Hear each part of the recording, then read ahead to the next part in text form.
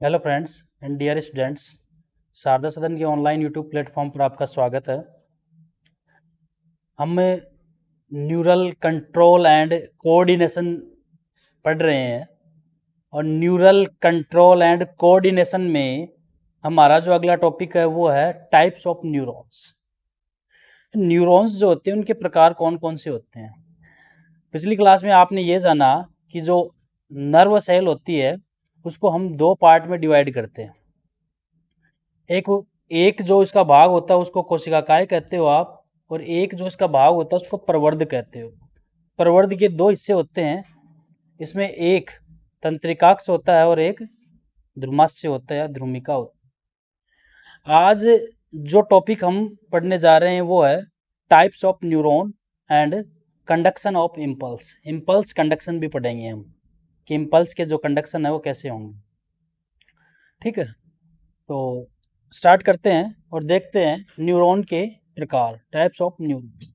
ठीक है, न्यूरॉन को अगर डिवाइड किया गया है, न्यूरॉन को यदि डिवाइड किया गया है तो प्रवर्ध के आधार पे किया गया है। किसके आधार पे किया गया? प्रवर्ध के आधार पे किया। प्रवर्ध के आधार पे न्यूरॉन्स को डिवाइड किया।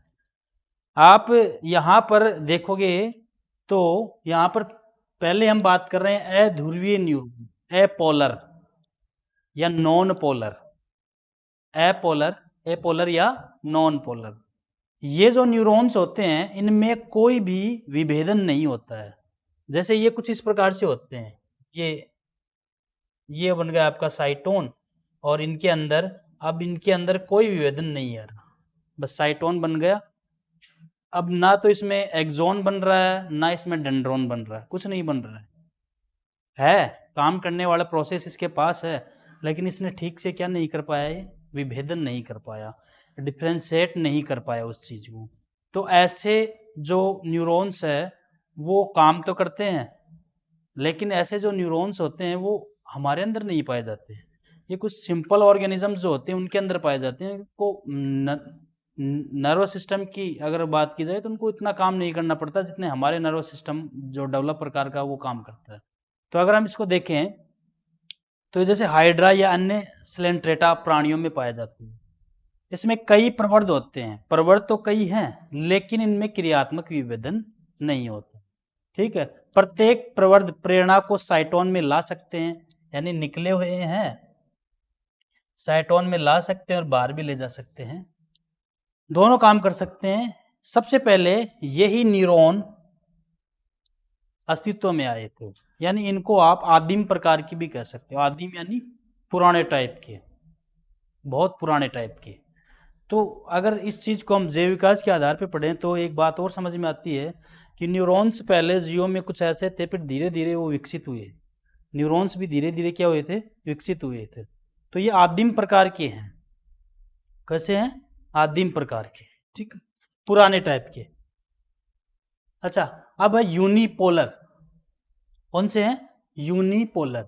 ये कशेरुकी जो प्राणी हम जो होते हैं, हमारी जो भ्रूणी अवस्था है उसमें पाए जाते हैं। किसमें पाए जाते हैं?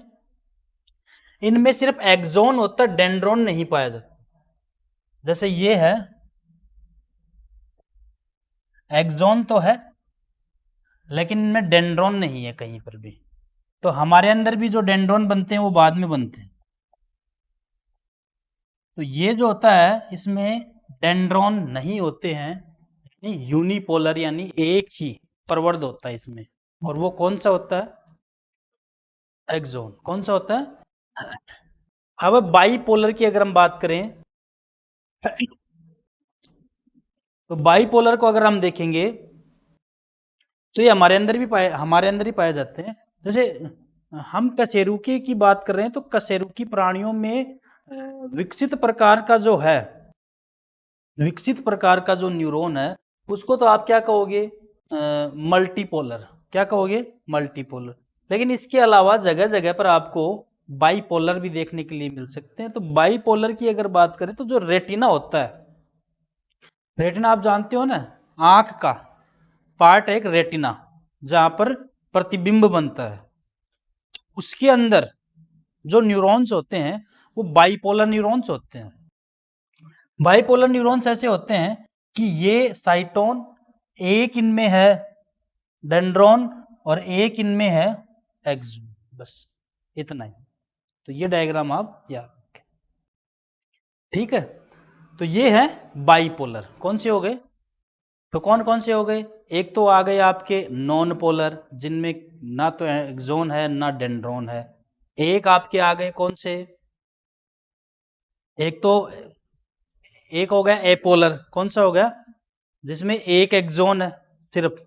एक हो गया बाइपोलर, जिसमें एक एक्सोन है और एक डेंड्रॉन है, ठीक है।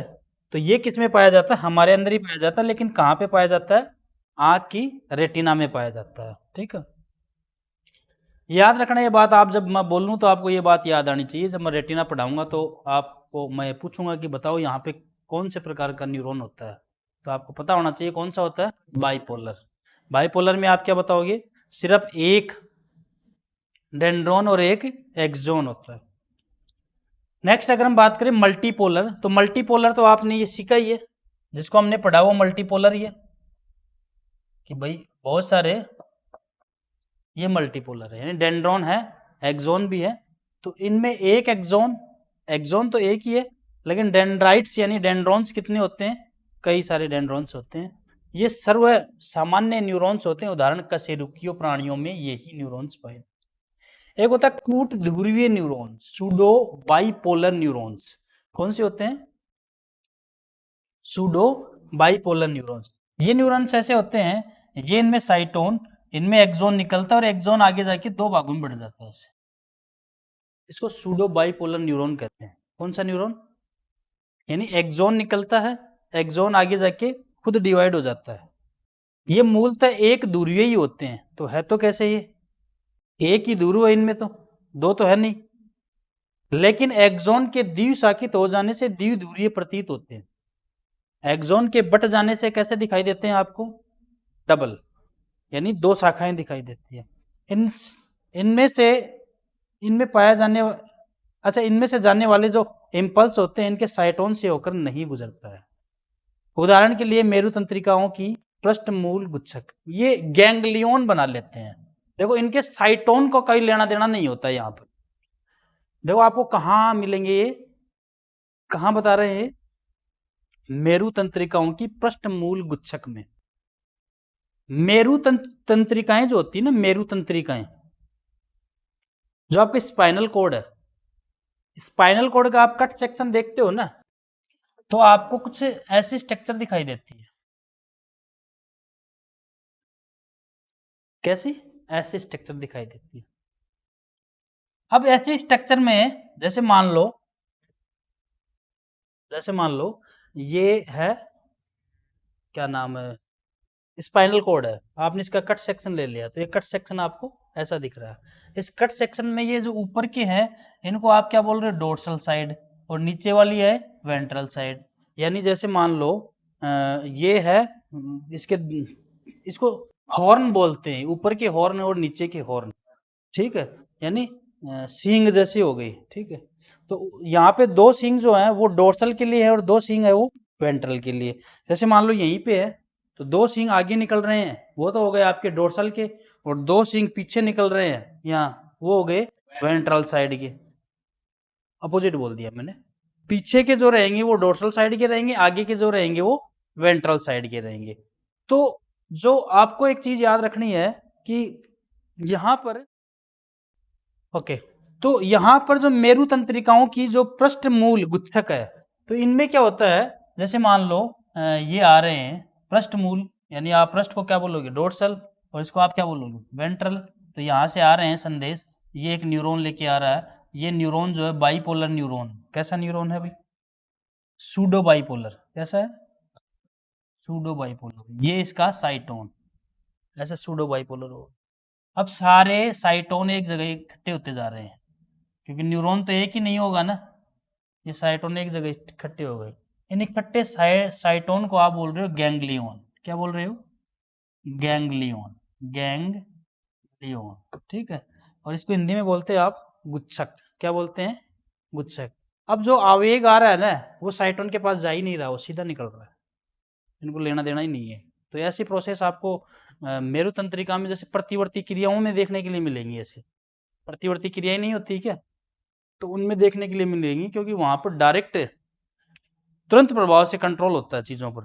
तो प्रतिवर्ती क्रियाएं जो होती हैं वो एक्चुअल में सीएनएस तक भेजती भी नहीं है संदेश को, वहीं से वहीं घुमा देती है उनको।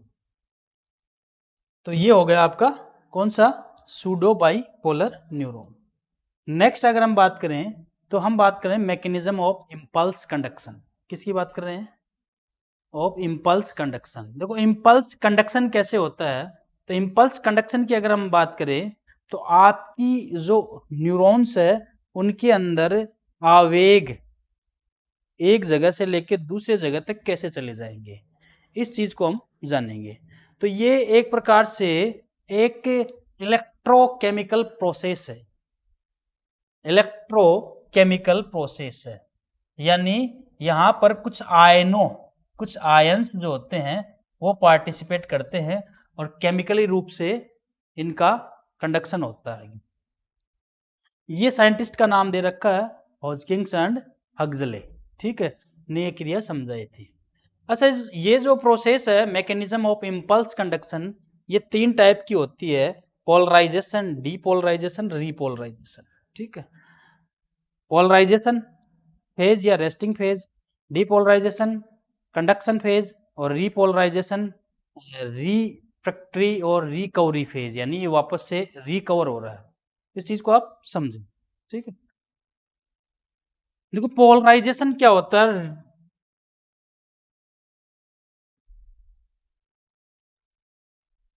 पोलराइजेशन क्या होता है आप उस चीज को जान लें। देखो मान लो ये एक नर्व सेल क्या है, और ये इसका है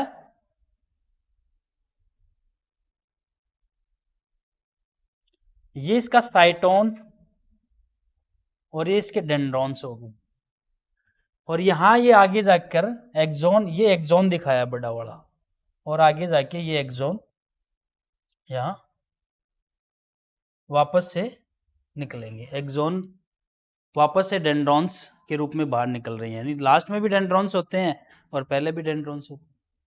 तो यहाँ पे इसको आप बोलते हो एक्सोलेमा, इसको आप बोलते हो एक्सोलेमा, इसको बोलते हो एक्सोप्लाज्म। क्या बोलते हो, एक्सोप्लाज्म।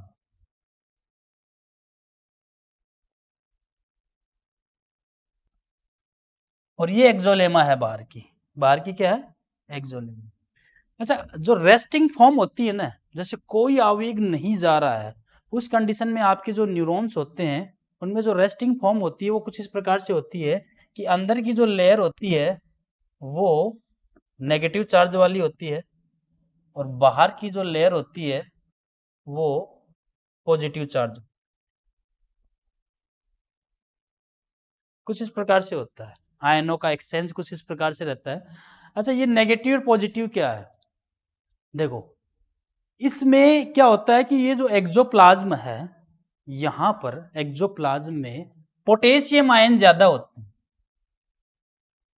और बाहर अगर देखें तो सोडियम आयन ज्यादा होते हैं, अंदर पोटेशियम आयन और बाहर सोडियम। इसके अलावा कुछ क्लोराइड आयन होते हैं जिसकी वजह से ये जो लेयर होती है नेगेटिवली चार्ज रहती है, ये जो है वो इसकी कंपैरिजन में कम होता है अंदर, ये बाहर सोडियम ज्यादा होता है। तो सांद्रता प्रवणता का नियम आप जानते हो, कोई चीज ज्यादा है तो वो कम की तरफ जाना स्टार्ट कर देगी, और जो कम है वहां पे वो चीज आ जाएगी, और वहां यदि वो वापस से बढ़ गई तो वापस से बाहर जाने के लिए कोशिश करेगी। ये तो सांद्रता प्रवणता का नियम। अगर यहां पर अगर हम देखें, ये येलो कलर दिख जाएगा क्या आपको, कलर बताओ, ग्रीन, ओके ठीक। अब मान लो ये ये जो लेयर बन रही है, एक्सोलेमा लेयर बन रही है, ये आपकी जो स्टेट है वो है पोलराइजेशन स्टेट। कौन सी है, ये जो है वो कौन सी है, पोलराइजेशन स्टेट, ठीक है। पोलराइजेशन स्टेट में क्या हो रहा है, कुछ नहीं हो रहा है, सिर्फ आयन बाहर पॉजिटिवली चार्ज है, अंदर नेगेटिवली चार्ज है। अब मान लो आपके यहां पर कोई संदेश आया, सिग्नल आ गया किसी भी प्रकार का,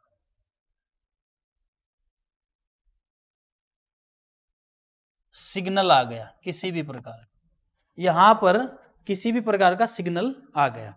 अच्छा, सिग्नल जो आ रहा है ना आपके पास, तो कुछ ऐसे माने कि ये जो सिग्नल आया, जैसे कुछ भी हुआ, जैसे किसी ने हाथ ही टच कर दिया, तो आपकी स्क्रीन पे कोई हाथ भी रख लेता है, आपके हैंड पे हाथ रख लेता है, तो आपको पता तो चल ही जाता है कि भाई किसी ने हाथ रखा। अच्छा, दूसरी बात ये, जैसे कोई कीड़ा बैठ गया, तो आपको पता नहीं चलेगा कि आपके हाथ पे कीड़ा बैठ गया, महसूस हो जाता है ना। कोई कांटा चुभ गया, पता चल जाएगा। तो यहां पर किसी भी प्रकार का कोई सिग्नल आ गया, जैसे ही सिग्नल आता है ना, तो सबसे पहले जाता है डेंड्रॉन्स के पास। किसके पास जाता है?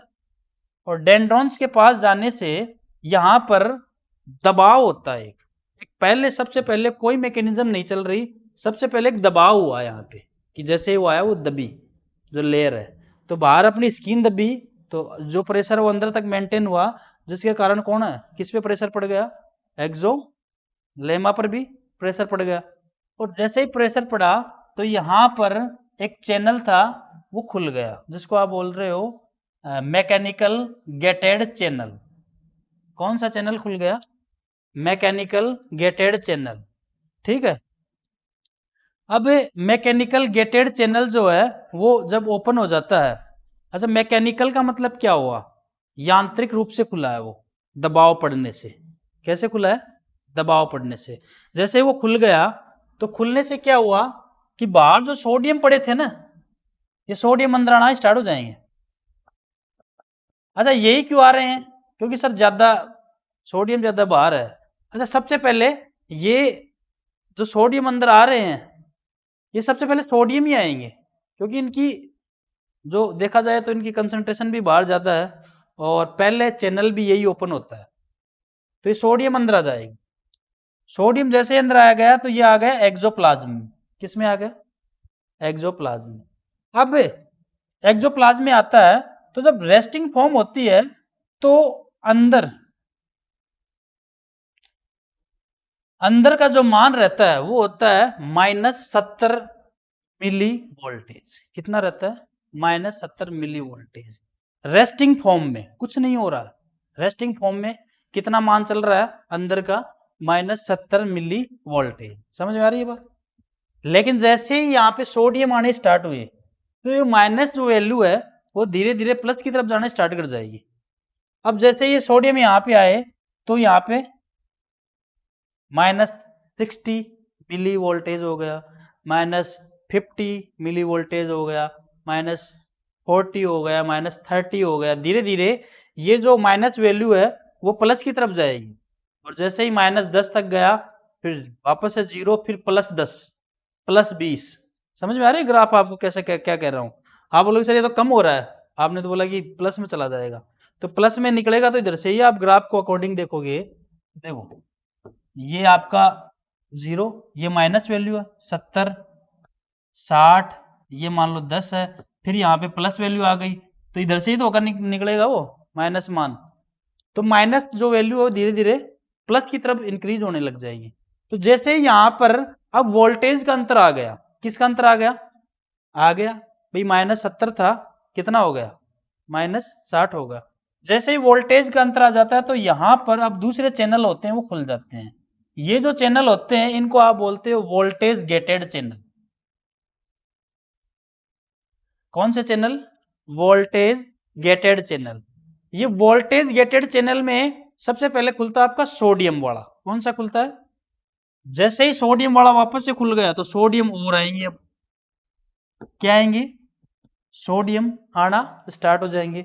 ऐसी कंडीशन जैसे आ जाएगी, ऐसी कंडीशन जैसे ही आ जाएगी, तो ये जो माइनस वैल्यू है धीरे धीरे प्लस में चली जाएगी, और ये एटलीस्ट इतनी चली जाती है कि ये +30 मिली वोल्ट में वोल्टेज में चली जाएगी। क्लियर? अब सोडियम चैनल बंद हो जाएंगे, अब खुलने की बारी है पोटेशियम चैनल की। तो जैसे ही पोटेशियम चैनल खुलेंगे, जैसे ही पोटेशियम चैनल खुलेंगे, तो पोटेशियम बाहर, सोडियम तो है ही अभी, लेकिन पोटेशियम बाहर होने लग जाएगा। जैसे ही पोटेशियम बाहर होने लग जाएगा, तो ये जो प्लस में थी ये वैल्यू वापस से माइनस में आने लग जाएगी। ठीक है? वापस से किस में आने लग जाएगी, क्योंकि आपने इसमें वोल्टेज प्लस वोल्टेज कम कर रहे हो आप, तो प्लस वोल्टेज कम करोगे तो माइनस वैल्यू चली जाएगी।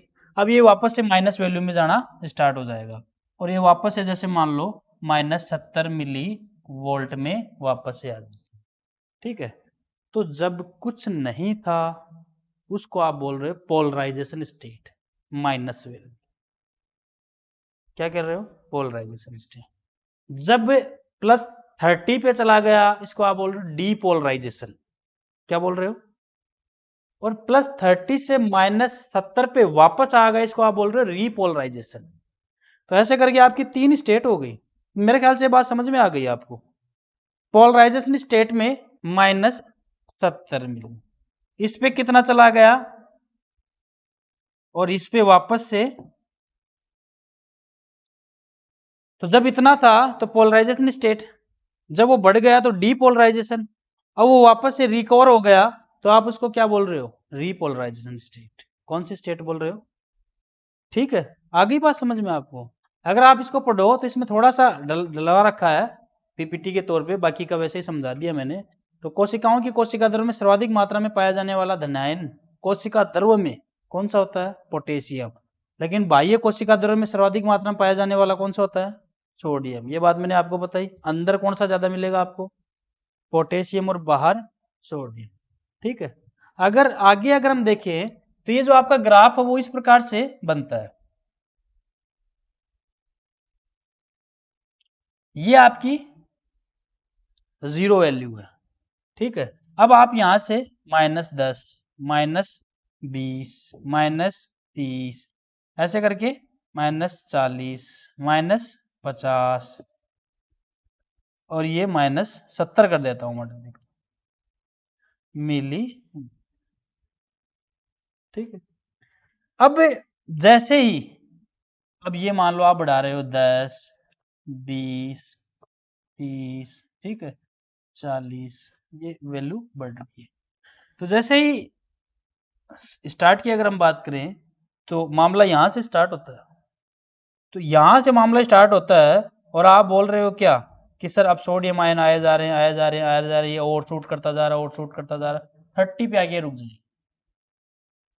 तो ये 30 पे ये आपकी पोलराइजेशन स्टेट, ये आपकी डीपोलराइजेशन स्टेट कौन सी हो गई, डीपोलराइजेशन।